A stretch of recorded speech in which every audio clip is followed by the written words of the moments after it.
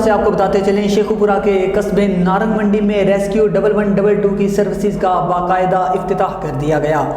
پنجاب بھر کی طرح نارنگ منڈی کی عوام کو ریسکیو 1112 سروسز کی فراہمی کو یقینی بنایا جائے گا۔ شیخوپورہ کی تحصیل مرید کے قصبے نارنگ منڈی میں بھی ریسکیو 1112 کی سروسز کا باقاعدہ افتتاح کر دیا گیا۔ صوبائی وزیر برائے قدرتی آفات میاں خالد محمود، ڈپٹی کمشنر شیخوپورہ رانا شکیل اسلم، عثمان سکندر بھٹی، رکن صوبائی اسمبلی عمر آفتاب ڈھلوں اور district emergency officer engineer Rana Ijaz Ahmed نے مل کر کیا۔ افتتاحی تقریب میں نارنگ منڈی کے عمائدین، سیاسی اور سماجی شخصیات کی میڈیا نمائندگان اور سول سوسائٹی سے تعلق رکھنے والے سینکڑوں افراد نے شرکت کی۔ افتتاحی تقریب سے خطاب کرتے ہوئے مقررین کا کہنا تھا کہ وزیر اعلیٰ پنجاب سردار عثمان بزدار صحت کے پروجیکٹس پر خصوصی توجہ دے رہے ہیں اور عوام کو صحت کی سہولیات فراہم کرنا حکومت پنجاب کی اولین ترجیحات میں شامل ہے۔ ریسکیو 1112 کا دائرہ کار پنجاب کی تمام تحصیلوں سمیت اہم قصبوں تک بڑھا دیا گیا ہے۔ انہوں نے director general Punjab emergency services doctor Rizwan Naseer کا تہ دل سے شکریہ ادا کیا کہ ان کی خصوصی کاوش سے نارنگ منڈی کی عوام کو ریسکیو 1112 جیسا تحفہ ملا۔ اس پر نارنگ منڈی کی عوام مبارکباد کی مستحق ہے۔ انہوں نے کہا ریسکیو 1112 کا اسٹینڈرڈ رسپانس ٹائم 7 سے 10 منٹ برقرار رہے گا، جس سے نارنگ منڈی اور اس سے ملحقہ دیہاتوں کو بروقت ایمرجنسی خدمات میسر ہوں گی۔ ریسکیو 1112 کی تربیت یافتہ عملہ 24 گھنٹے ہمہ وقت خدمت انسانیت کے لیے تیار ہے۔ ریسکیو 1112 کی جدید ایمبولینسز کی فراہمی یہاں کے لوگوں کے لیے بہت بڑی نعمت ہے اور بہت جلد موٹر بائک ایمبولینس کا بھی آغاز کر دیا جائے گا۔ اور خبروں کے سلسلے کو آگے بڑھاتے ہوئے آپ کو بتاتے چلے میلسی سے ہمارے نمائندے میاں ذیشان افضل کی رپورٹ کے مطابق بہترین شخص وہ ہے جس سے دوسروں کو فائدہ پہنچے۔ رمضان المبارک میں پاکستان علماء کونسل پاکستان وہاڑی کی جانب سے راشن کی تقسیم ہوگی۔ صدر پاکستان علماء کونسل وہاڑی قاری محمد طلحہ صدیقی کی میڈیا سے گفتگو۔ پاکستان امن کا گہوارہ ہے، ہمیشہ بھائی چارہ کے فروغ کے لیے اہم کردار ادا کیا گیا۔ یہ بات پاکستان علماء کونسل وہاڑی کے صدر قاری محمد طلحہ صدیقی نے ایک بیان میں کی۔ انہوں نے کہا کہ پاکستان علماء کونسل نے ہر سطح پر امن اور بھائی چارہ کو فروغ دیا۔ اس سلسلہ میں جدید ضلعی سطح پر امن سیمینار کا انعقاد کیا جائے گا، جس میں علماء کرام کے علاوہ مختلف شعبۂ زندگی سے تعلق رکھنے والے افراد شرکت کریں گے۔ انہوں نے مزید کہا کہ رمضان المبارک میں مستحق افراد میں راشن تقسیم کیا جائے گا تاکہ غریب اور سفید پوش طبقہ بھی ہماری طرح روزہ رکھ سکے، کیونکہ خدمت انسانیت عین عبادت ہے اور بندوں سے محبت کرنے والے کو اللہ پسند فرماتا ہے۔ اللہ بہت جلد پورے پنجاب کے اندر امن سیمینار منعقد کر رہی ہے، ضلعی سطح پر بھی، تحصیل سطح پر بھی انشاءاللہ۔ اور سب سے اہم بات میں یہ کرنا چاہتا ہوں، آگے رمضان المبارک آ رہا ہے، تو انشاءاللہ پاکستان علماء کونسل ڈسٹرکٹ وہاڑی کی جو اس وقت کاوش ہے وہ میں آپ کے سامنے رکھنا چاہتا ہوں۔ انشاءاللہ العزیز پاکستان علماء کونسل کے ذمہ داران ہر بستی کا انشاءاللہ وزٹ کریں گے، اور جہاں پہ ہم دیکھیں گے کہ جو غریب طبقہ ہے اس مہنگائی کے دور کے اندر کہ ان سے راشن کی حد تک بھی ان کی پہنچ سے دور ہے، انشاءاللہ پاکستان علماء کونسل بطور فلاحی کام انشاءاللہ ان کی ہیلپ کرے گی۔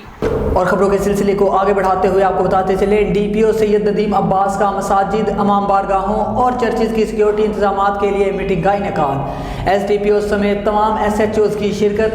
ڈی پی او کے فول پروف سیکیورٹی مہیا کرنے کے لیے متعلقہ افسران کو احکامات جاری۔ عبادت گاہوں پر زگ زیگ بیریئرز لگائے جائیں گے اور ونٹیج پوائنٹ بنائے جائیں گے۔ 200 گز فاصلے کے ارد گرد کوئی ریڈی وغیرہ اور پارکنگ نہ ہو۔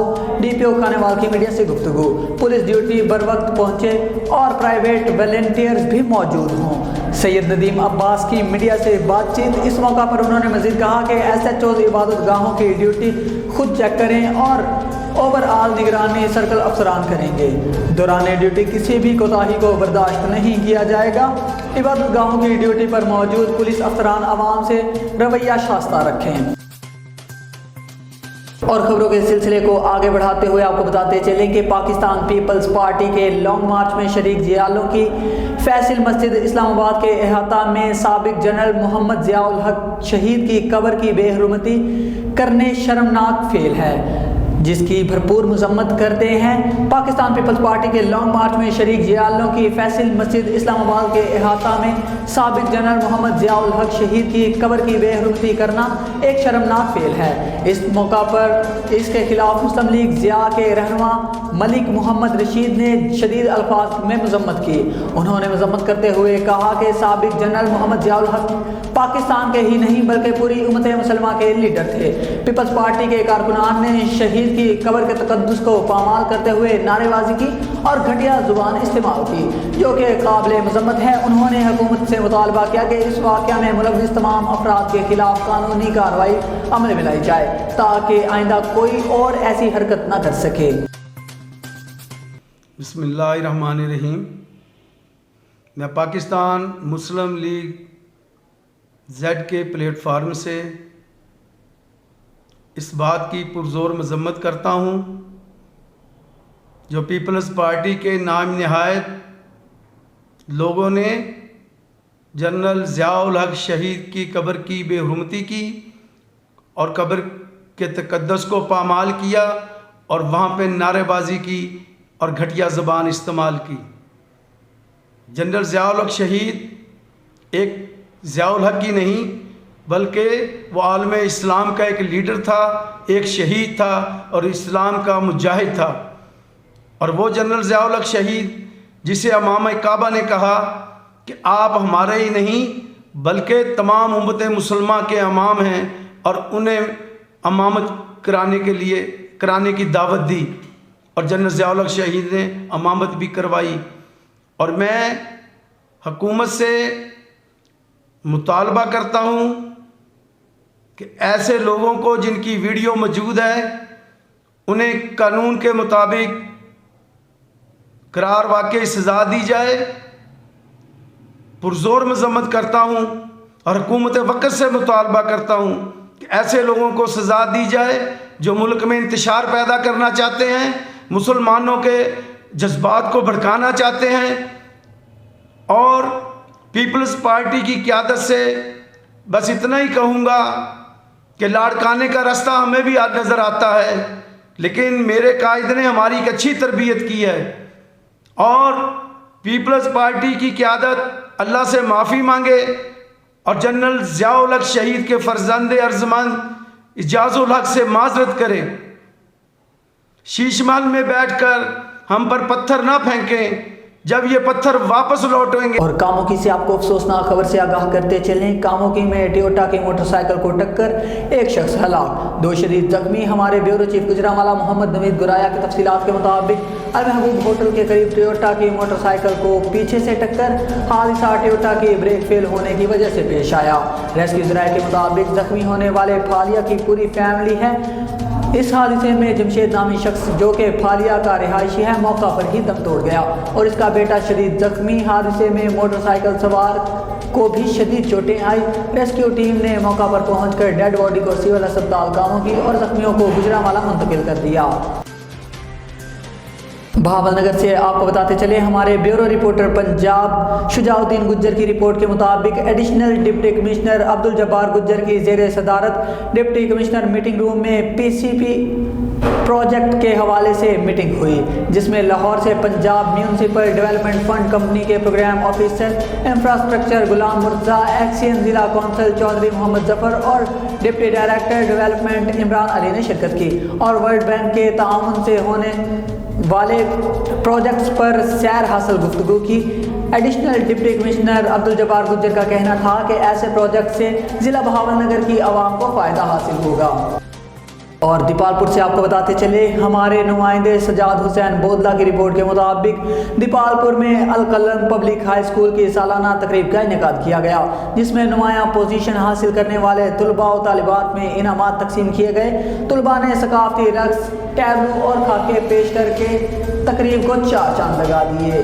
دیپال پور میں القلم پبلک ہائی اسکول کی جانب سے سالانہ ایوارڈ کی تقسیم کے حوالے سے پروقار تقریب کا اہتمام کیا گیا جس میں طلباء کے ساتھ والدین اور سول سوسائٹی، وکلا برادری، صحافی برادری کی بڑی تعداد نے شرکت کی۔ اس موقع پر نمایاں پوزیشن پوزیشن حاصل کرنے والے طلباء و طالبات کو اسناد اور شیٹ سے نوازا گیا۔ تقریب میں ننھے طلباء نے خوبصورت انداز میں ثقافتی پنجابی، سندھی، بلوچی، پختونی رقص پیش کر کے لوک ورثہ کو پیش کیا، جسے حاضرین نے بے حد سراہا۔